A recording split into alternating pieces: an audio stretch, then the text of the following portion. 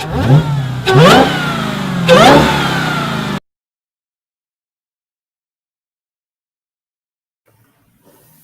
good morning, good morning, good morning. It's Bernard Moore the third with More on the Road, brought to presented by More and More Sports Management. I'm here at Zion Tribe Missionary Baptist Church. I know you may hear some noise in the background. What's going on? We're having a community event at church, but hey, I had to go do the show today. But again, that's what we do with More on the Road. We travel around to wherever we need to go to provide our show.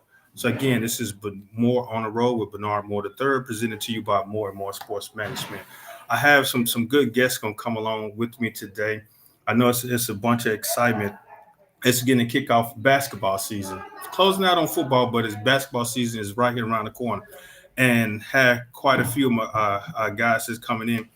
But I will say this right now that the things that possibly will be said is for entertainment purposes only. Now, no disrespect anything, so it's going to be a lot of fun and a lot of laughter. So enjoy.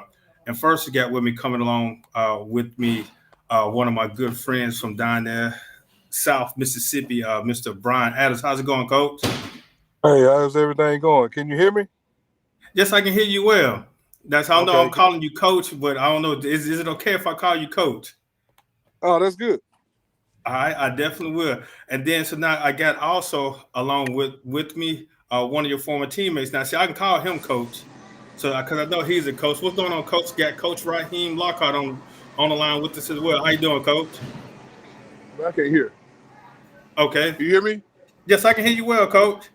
Oh, okay then. My bad, man. That sound like you out shopping somewhere with the cool shades on. I see. My wife got a honey-do list a mile long. Trying to Well, be cool while I do it. I understand, Coach. I really appreciate the time for joining me. But I'm gonna say this about you, Lockhart. Every time I see you, your presence enter to a gym or building, everybody just said and then you just stand there like you know everybody's looking at you. Every Hey, time man, that's something that I was born with, man. I don't. It's not intentional. It's just I've had other people tell me that before, and I just can't help it, man. It's who I am. so it is true then. So just as soon as you walk around, everybody just stop and look at who's that big guy. Hey, Bernard, let me run back into the car so I can hear you a little bit better. Okay, Sorry, that's brother. no problem. I'm gonna Well, hold on one I second. can talk with Coach Adams. Coach Adams, man, how's everything going where you are right now? Man, everything good, man. My wife and I, we headed to watch one of my kids that I trained play down in Duncanville this morning. He's headed to signing with Florida State next week. Oh wow, that's awesome. Now see, Coach, I know. Well, explain exactly what you're doing right now. I know what you're doing, but some of the viewers are not know exactly what you're doing. But I know people follow behind. So share with them what you're doing, Coach. I'm a player development. I'm the director of player development for Driven Elite here near Dallas, Texas. So I train a lot of elite level high school, college, and pro basketball players in this area. So I've been doing this for the last 10 years. At a very high level. So so that's pretty much I just try to help them on and off the court and stuff like that. Yeah, I know with you. I know from your background, from coming up out of Macomb, Mississippi, then transition on to Piney Woods, and taking your talent up to Alcorn. I know that this is a thing that we've been talking about a lot. You were highly recruited out of Piney Woods, but you decided to go to, but you decided to take your talent to Alcorn. And I know some people were looking at this and know why did he go to Alcorn? He's a highly recruited player. Why did he go to HBCU? And I know that's a big thing right now that's going on with athletics. Highly recruited from multiple, as I say, Power University, Peterborough University, but you decided to go to Lorman, Mississippi. I know for me, man, it was like a lot of guys that came before me that was really great coming out of high school, just like I was, but they was going to these schools and they were riding the bench. And, in my mind, I'm thinking, I didn't think that they were better than me or I was better than them. I'm like, if that can happen to them, I know it can happen to me, and I just didn't get a great feel for a lot of these coaches. And some of the stuff that I see now that's going on, with some of this recruiting process, like they tell you one thing in the recruiting process, and then when you get on campus, it's something different. And I think the only thing in my situation, the one thing that hampered me was I never played for the coach that recruited me. So the coach that I built the relationship with, uh, he left and went to Iowa State. So at that time, there was no transfer portal. So if you leave, proceed to the route. Or if you try to leave, you got to sit out. So I never not played basketball. So I'm thinking like, dang, man, I got to sit out, and, they bring, the old school coach back, and man, we just never saw eye to eye, you know what I'm saying? Like I never talked about that a lot to a lot of people, but man, we were never on the same page, I felt like I had a great work ethic, and I worked hard and stuff like that. Sometimes I feel like a coach and a player, like you may be too flashy for the coach or something like that. It just didn't work out. Going to Alcorn, that wasn't a problem. But when I didn't get a chance to play for the coach that recruited me, that was a disaster. Now, Coach Adams, let me ask you this. Now, in the recruiting process, I know it's you can say it's 2-part or 3-part. We're looking at, should you sign with the school based off of the school, or should you sign based off the relationship that you have with the coach? I mean, if you're a guy that's trying to get to another level after college, you just can't sign with a school because of the name of the school. You signing for the coach. But if you're a guy, not to say that I wasn't thinking about getting a degree or whatever the case may be, if you like an academic person too, then you looking at, okay, I'm gonna go to this school or this major university and get my degree, and then just hope that I'm able to get a great job after I graduate and stuff like that. But I have a degree now, but man, I'm telling you, this may sound crazy to a lot of people. I went to school to play basketball. It is what it is. Anybody that know me know that, So, but on the flip side of it, I was able to get my degree. I was never going to sign with a school because of the name of the school. And I think that's where a lot of guys from Mississippi got tricked at, because they felt like you had to go to a certain place to play on TV. And then, when you go to this place, you ain't on TV because you ain't playing at the end of the bench. You know what I'm saying? Yes. Like, it's just crazy. Well, Coach, I know we got your teammate on the phone online with us. I know I said he's doing a million things with his wife. It's all, but again, Coach Lockhart, I really appreciate the time for joining us this Saturday morning. I know it's not a basketball game, so you got to spend some family time because it's basketball season now. Now, Coach, I know you hear myself and Wank talking about recruiting process. Now, with you going through the recruiting process as one of the top athlete coming out of Pioneer Woods as well, transition to the next level, how would you explain the recruiting process as an athlete, as well as how would you explain the recruiting process as a coach also? As an athlete, I think a lot of Division I coaches, they forget that when you're an athlete, you're 17 years old, you don't know what to expect. You're really being sold on the personalities of the assistant coaches that are contacting you. And I feel like for me, I know you all talk about the HBCU good deal. The reason why I didn't consider HBCU because they didn't recruit me as if they deserved my talents. It kind of came with the reverse psychology effect of all the negative of why I wouldn't go there, instead of getting the positive of why I should be there. And for me, as far as an avid recruiter, the reason why I chose Ole Miss is because they showed me that was the best place for me to be.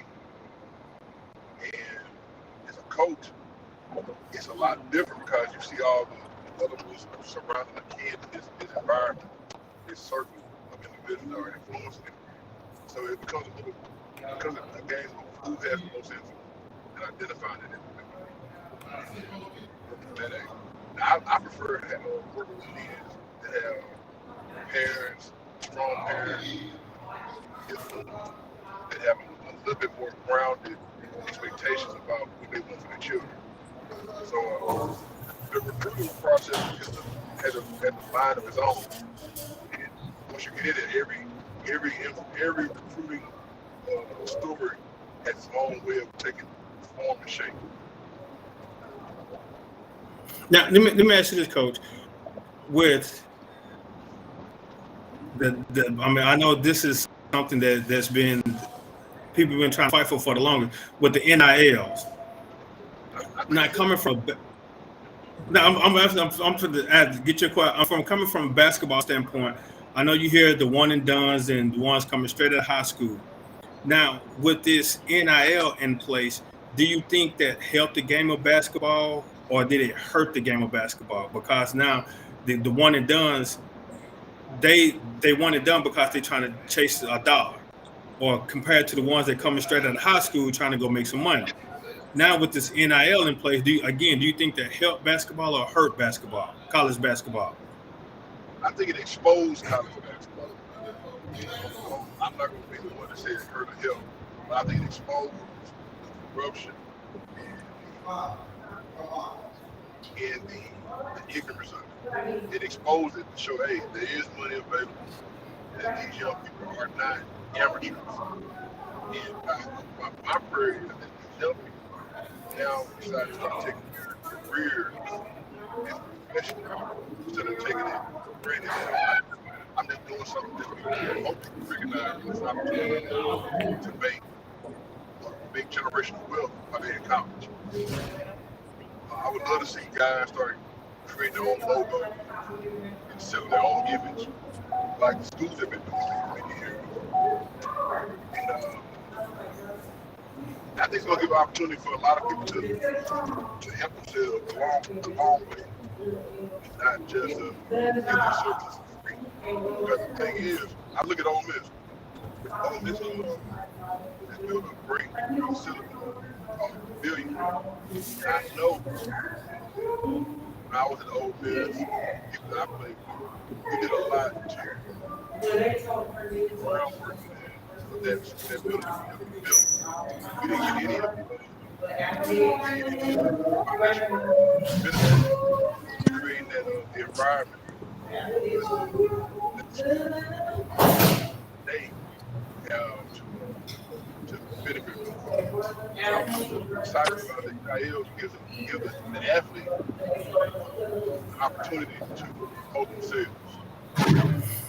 Well, let me ask you this, Coach. Now, like I said, generations before you, as well as your time going to Ole Miss, and you see them reaping the benefits of the things that you all built, such as the new arena.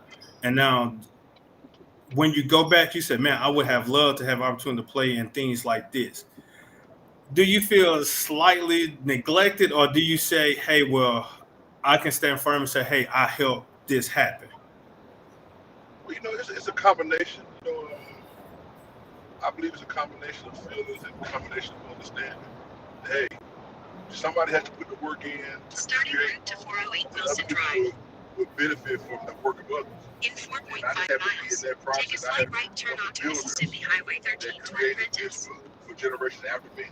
Now, of course, when you look at it, you wish you could have benefited from the work, but that wasn't my role at the time. I benefited from work from others.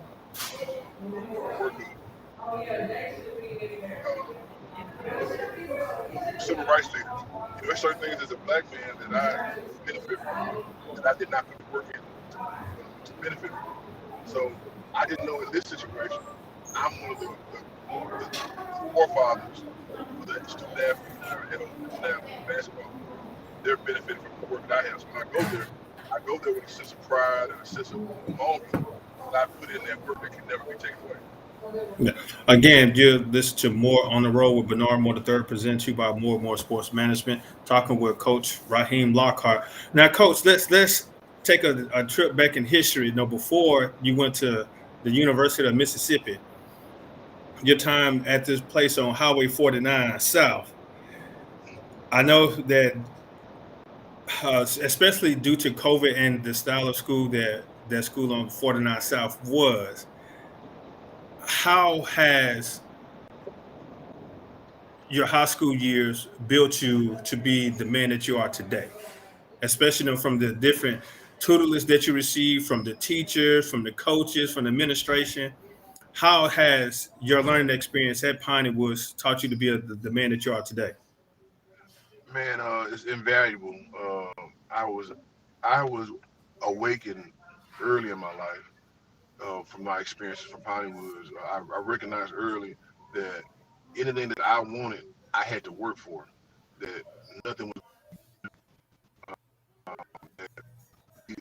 I learned the valuable lesson of surrounding yourself around people that are positive and like-minded things that you're trying to do, and watching that manifest.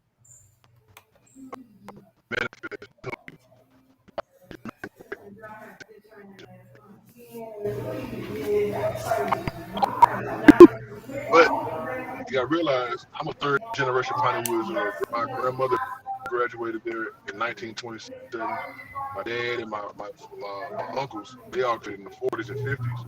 But I came in '97. I was like a completion of the vision that Dr. Jones and his wife had created back in 1909. And now, I know as been an alumnus of Piney Woods, and I know that you still have some roots and ties there with Piney Woods. What kind of words of encouragement that you will provide a high school student athlete to say, hey, well, I'm looking for a school. The school in my particular district is not providing me what I need. Well, I'm gonna say a student as well as a family, because that's a family decision. That they're looking at saying the school in my district is not providing me the resources or the information that is needed to help me be a young man, or it's just not something that I feel comfortable with. How would you continue to encourage them to sell Piney Woods upon them as well? You know, I would tell them to look Take a at slight right turn onto what Piney Mississippi. Woods has produced. Look at the young people. Well, not be like young, we're older now. Look at Brian Adams. Look at Yusef Fitzgerald. Look at these individuals. It just doesn't start with those guys. These are guys that the sports world is all about. I just received a newsletter from a guy that I was Piney Woods with. His name was Pepper. What's Pepper's name? Brian. But he started doing sports marketing in Memphis. And he's been doing Midnight Madness in Memphis for 10 years. Just those type of stories. It's not just Brian Allen and Raheem Lockhart. There's a lot of entrepreneurial minded individuals that came out of Piney. Big things right now. And with that being said, though, I know, like I said, you spoke of one of your teammates, Coach Yusef Fitzgerald. He's the athletic director down at Piney Woods now. No, I know that it's good to have people to come back to the school now with someone back at the school that you, like I said, you tussle with, you joke with, you rode on the bus with, somebody that you can basically relate to. Now, what part of you are you attempting to play and help build Piney Woods to, as you say, a outstanding institution of academia as well as athletics? What part are you looking to play in it now? That so since you say that, hey, well, I got somebody that I helped mentor or played a part in as well back there now. Well, I'm actually still doing that with Yusef. I'm always going to be an agent as far as a representative for Piney Woods as far as recruiting and resources. So I go back to campus and I visit and I ask, and I'm available for whatever it is that the school needs. So I've always done it. I donate money, I donate time, and I donate my talent. And those are things that I'm gonna continue to do. And what happens is when you get guys back like you said, the connection stays a little bit stronger because now you know what the needs are, and then you're available for in whatever way that you can be. All right, Coach. I have some viewers that's probably looking again. They're looking to, as they say, you probably have individuals looking to invest in, looking to become a part of. What can you tell our viewers and listen about to sell Piney Woods upon them? Man, Piney Woods right now, the president is doing some amazing things. We have 2,000 acres out there, so they're looking at creating more of a community, creating a greater community. as far as from the work they're doing. So, man, right now is a great time for them to call the number 601-845-2214 and just see what it is that they can bring to the table. If they want to give, if they want to join, man, call in, ask for Coach Fitzgerald. Call for ask for the president. We have a lot of different programs are put in place. I'm even hearing thoughts about building a community down there, a neighborhood. So then the real estate market. There's all type of different things that probably is trans into different avenues that can service the people now. It's not just about academia anymore. It's about widespread opportunities. A lot of different things. Pineywood's got 2,000 acres. We got a lot we can do. All right. Now, what you're saying, that especially is Pineywood is a diverse institution. Yes. Just explain some of the nationalities or the ethnic groups that you all had especially during your time while you were there at Pineywood. Oh man, I graduated with people from Ethiopia. I graduated from people from all over Mississippi. I graduated from who were some of my graduating classmates? Ethiopia, Nigeria. It's an international school. It's got a lot of different opportunities. I can go across the world and I can meet one of my classmates, somebody I went to school with, is 17 years old. And I'm talking about I can go from here to I can't remember all my names, but I know it's a lot of different places that I was introduced to, a lot of different cultures I was introduced to at a very young age, that I feel like they help create the image of me walking into a building with their presence, like you were saying earlier. I look at that because I went to Pineywood. I know a lot. I know what I know, and I know that people can see it. And when you know these things, you know who you are, and you know what you can do. So I just feel like it puts you in a different place in life that other people at regular institutions just don't get. Now, Coach Lockhart. Now we finna take it to the basketball court. I visited Pineywood quite a few times. So speaking engagements, and I was down there doing some things with Pineywood. I think they had a beauty contest. They asked me to be a judge. So I spent some time down in Pineywood. Now let's take it to the basketball court. Now I know we had a few of your teammates on. Coach Brian Adamson was trying to get Coach Fitzgerald. Now, during your tenure while you were there playing with them, who's the most competitive individual on the court in practice? Who's the most competitive individual on court in practice? I would have to say we had some guys from the Virgin Islands that were very, very competitive. When I say competitive, I'm talking they'll fight you. So I learned a lot about just competing just from different cultures because their culture is just different. They're an aggressive culture. It comes across as like they want to fight, but it's more so this is their aggressive nature. So I adopted that nature and implemented it into my world, and it produced the person that you see when I compete.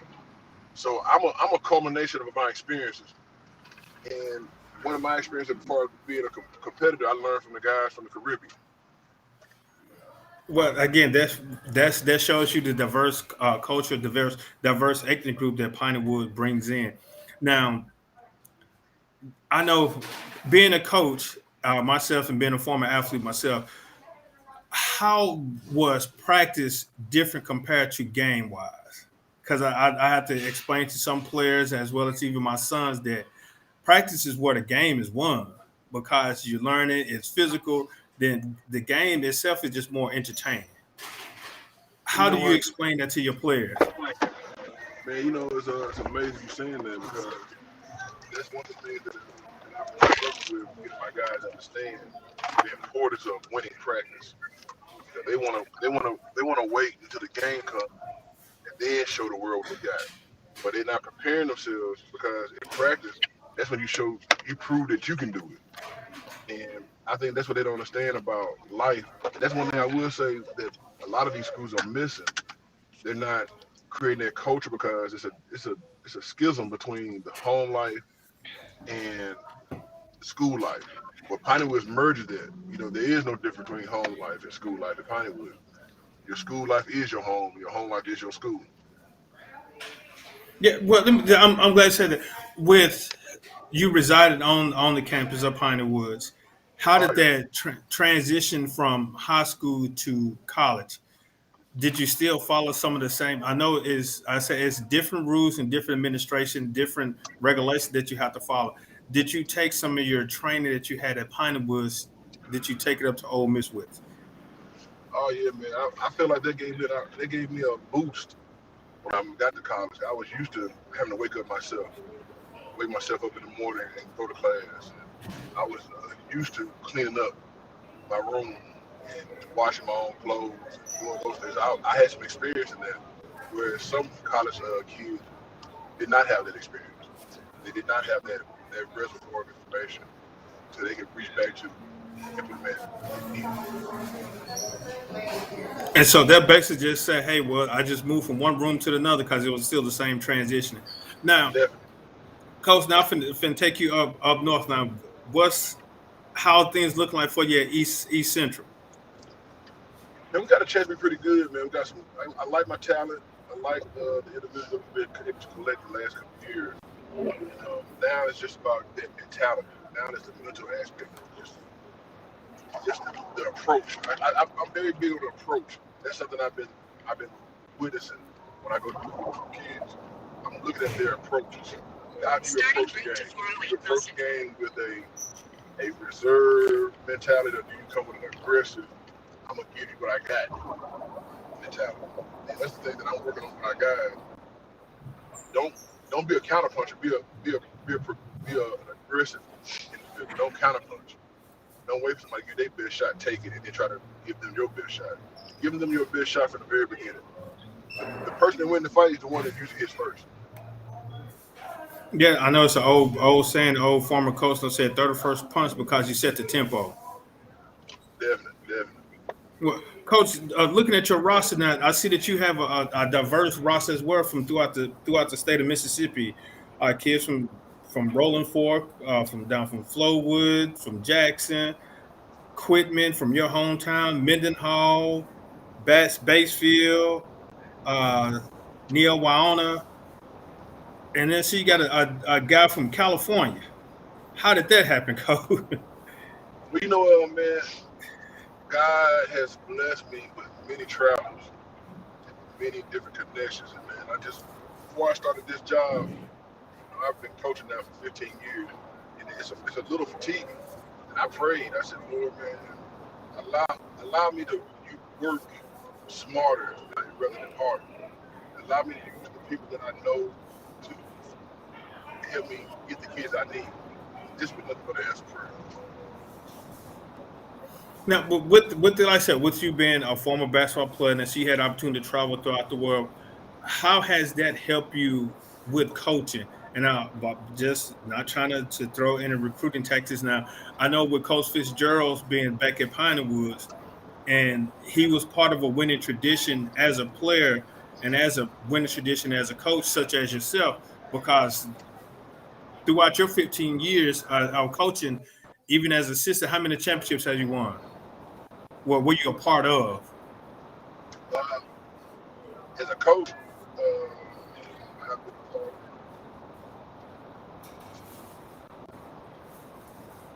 You can use I've been both a part hands of now, Coach. as a player and a coach. I was No, I'm talking just as a coach. Now, I know you got about 3 or 4 as a player, but I'm saying as a coach. championship team. Do you got to use your toes too, Coach? You got that many? Nah, not quite. Just gotta remember, man, I'm old now, man. You ask me a specific question, I gotta start thinking. Remember, I don't want to forget nobody. So I say about 8. But see, now, all right, like I said, as a championship coach now, you made connections, especially though now as a player, you've won. I know was it 3 or 4 in high school. I see. I know y'all won 4 straight. So I don't know which part of the team you were on. And I heard that y'all could have won more, but somebody did something. I'm not gonna mention the name because I don't want to get in the midst of that. Hey, that sounds kind of messy, man. Let me try to get it, man. I know the story they probably told me. No, I ain't trying to get in the midst of that. It's not true. Yeah, I can tell you, it's not true. If you ain't hear from me, it don't exist. But those again, what you having that championship pedigree as a player, which transitioned into coach, and now one of my another co-host for another sports talk show that I work on with ESPN Talking Sports Live that comes on Tuesday evening from 6 to 7 on 105.9 FM The Zone. Rob J will always say that some coaches are born winners and some coaches are born losers, and some coaches are molded to be winners. Now, the message this not trying to be egotistic about yourself. I just want it from your point of view. Are you a born winner or were you molded to be a winner? I was a born winner as far as life. I realize I was raised by two great parents, my mom and my dad. I had great grandparents. So, I had some good things going on. But as far as basketball, I was molded to be a winner in basketball by great coaches. When I was at Mendenhall, James Crane, won a lot of games, John Deal, Coach Michael Crowder. So I am a reflection of experiences in my background as far as my family, but also background as far as my playing career. So I have to give to those that help mold me. Because we all a form of clay, and it's all about the hands that clay is put in place. And I had some great people in my path to help mold me to be the man that I am. So again, this is More on the Road with Bernard Moore III, presented to you by More and More Sports Management. Talking with Coach Raheem Lockhart, former Piney Woods Ole Miss player, and now is the head coach at East Central Community College in Mississippi. Coach, now again, not trying to get you in trouble. Which coach that you hated playing for, and which coach that you liked playing for?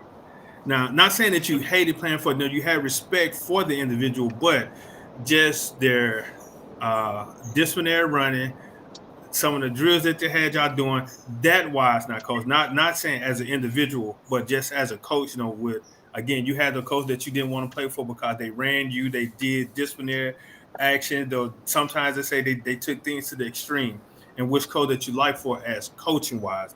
Now, I said, again, I know you got respect for them as individuals, but I'm saying the coaching tactic, the coaching side of it. I would definitely say James Crane from Mendenhall. That's the one I hated. And the reason why I hated him was because I was a kid at the time. And he had to put some discipline into my life. And anytime, I don't know any kid that loves to be disciplined. And so the thing that he taught me, the things I got from him, the things that really helped mold me to be the coach I am today. I believe that no matter how talented a kid is, they have to have discipline. And Coach Crane did it for me, so that's why I do it to everybody else. If it was done to me, you're not better than I was. So we'll get it too. But the one I loved to play for, it was probably when I became a pro. That's when I really started loving basketball. I was in the G League. His name was Coach Bowen. Because, as a pro, you start being able to implement what you know. You start practicing how you know how to practice. So it was a lot of freedom that I was experiencing as a pro in the G League. So I would like to say that. Well, I'm glad you turned into a professional. I want to ask this question dealing with professional basketball players with their contracts. Why? How do you feel about once a player sign a contract with the terms and conditions of it? Hopefully that they understand the terms and condition of it, and they sign it for X amount of years. But then just so happening that they far exceeded the expectations, and then they want to hold out. What's your thought about players holding out on their contracts? Even though I said you agreed to it, the terms and conditions of it, but you exceeded those expectations, so now you want to hold out. How do you feel about that as a player and as a coach? You know, from both points. Well, I put it like this: I don't have. I'm the type person that I don't feel sorry for nobody for anything that happens to them. But especially an athlete that's making millions of dollars, you sign for millions of dollars, and now you realize you could have signed for more. Well, to me, that instead of holding out, you should take that as a lesson and recognize, bet on yourself, believe in who you are, recognize your value, and be true to your word and complete what you're committed to. Okay, that's a reflection of your character as well. You know, holding to your word. Also, I understand, man. I understand a lot, but what my expectation is, fulfill your commitments. And that's why I feel I see so many players holding out because I want more money. You agreed to it, and so the coaches, the GM, the player personnel, they have a right to hold you accountable for it because that's what you agreed to. Just like I said, go ahead and play it out, and then say, hey, well, you see, my talents is much more than what you're paying. So I said, I'm with that. You agreed to it. Go ahead and play. I said, even within my profession, I help negotiate contracts, and so with me, when I go to my client, said these are the terms, these are the numbers. No, hey, if you feel like you're being misused or mistreated, or you want more, let's go ahead and put that up front before we sign on this dotted line, and you agree to it, and then you, like I said, you far surpassed your expectations of your contract. You did way better than what they expect. So what the terms and conditions agreed to. If that's the case, hey, go ahead and play it out, and then we finna get way more than what you're thinking right now. Yeah, but nothing's going to happen to you. This is supposed to happen to you. I'm a firm believer in that, and I believe whatever happens, you got to learn the lesson that will continue in life. You can't cheat the universe. Uh-huh. You have to recognize you can't cheat because it's gonna come back and get you. And if nothing else, your character will stand the test of time. Now, let me ask you, in reference to coaching wise, especially with the university, like I was asking Coach Adams in reference to, now, you as a coach, a college coach, you're recruiting athletes. Do you sell the program as basically saying, hey, this is all me, I am the program, or do you sell the program as based off the university's policies and procedure, what the university stand for, to have a student athlete to sign with that particular school where you are? Because some individual will sign with the school because of the coach, or some individual will sign because of the school, or some individual will just sign and say, hey, I think this brand is a bigger brand, can help me to go where I'm trying to go. How would you, as in recruiting a student athlete, would you want them to sign because of you, or would you want them to sign because of the school? Me, but it depends on what school you work for. You gotta be careful with that side of the school. Schools are not individuals; they don't have a pulse. They're institutions. And I don't know any institution that doesn't have a dark side, doesn't have history that's not flattering.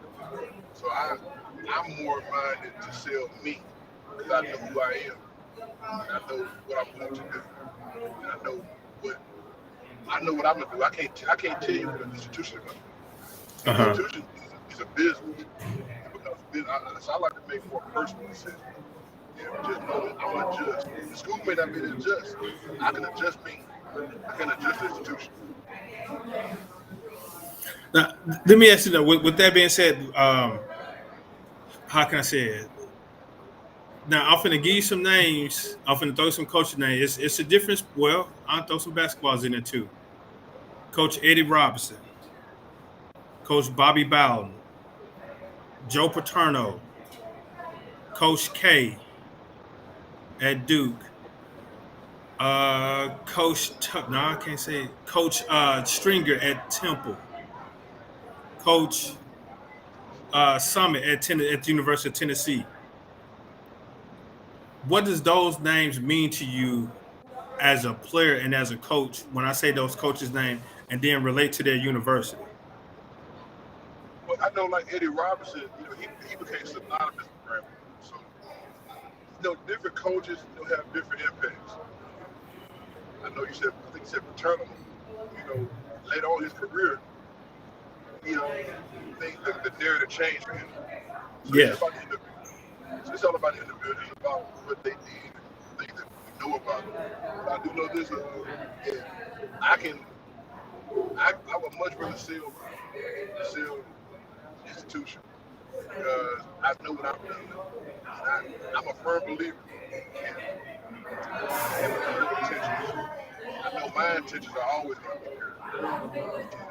I wrote this in my memoir. Pure intentions protect you from shame.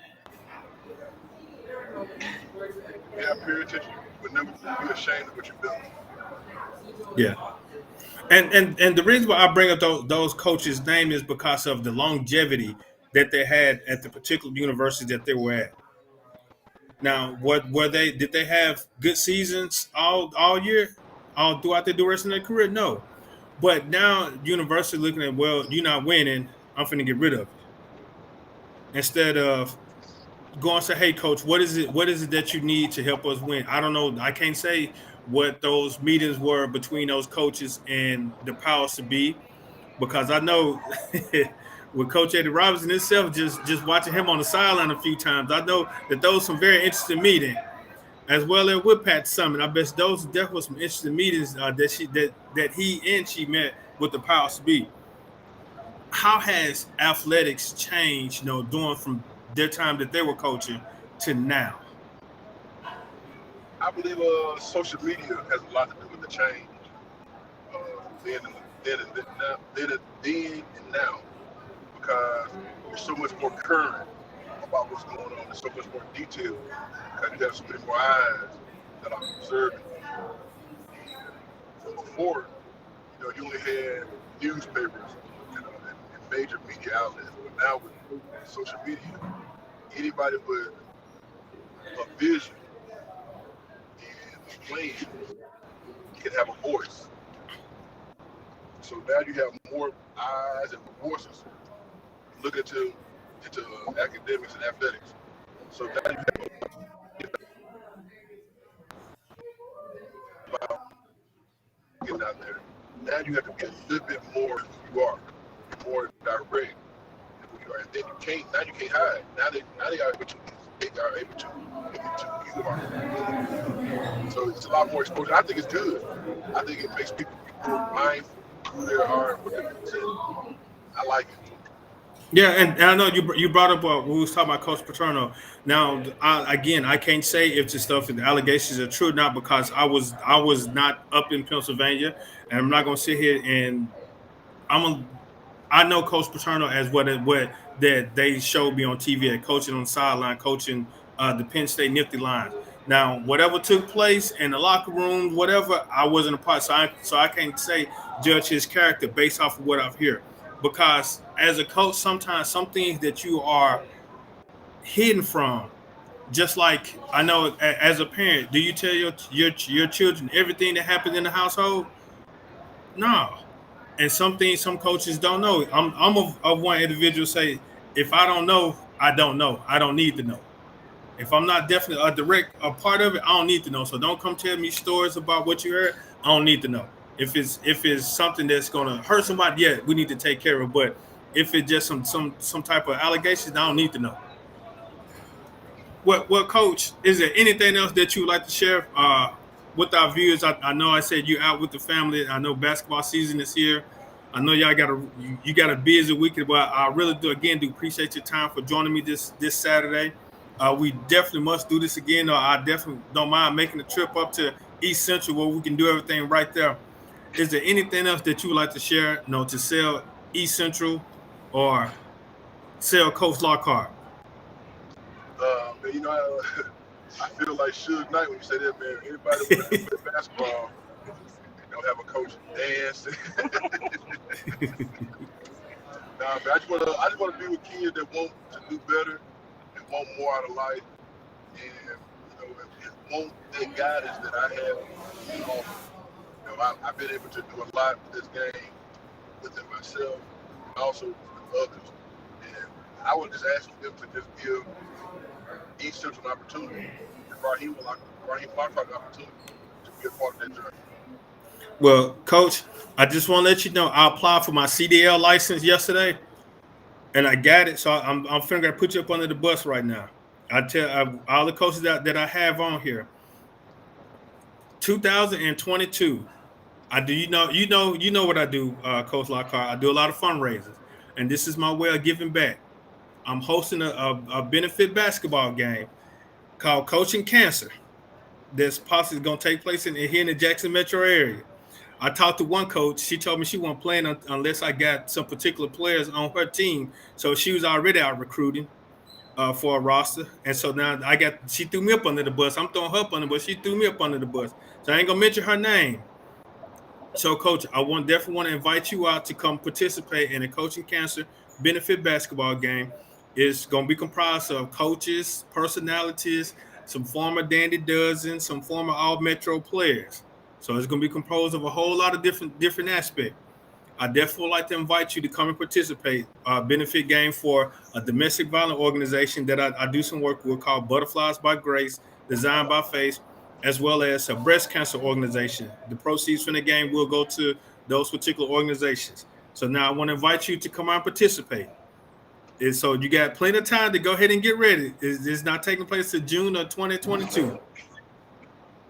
Coach, Don't bite your lips now. Coach, I think you forget, Coach. I was a part of the first game at Richmond. I think you forget about that, Coach.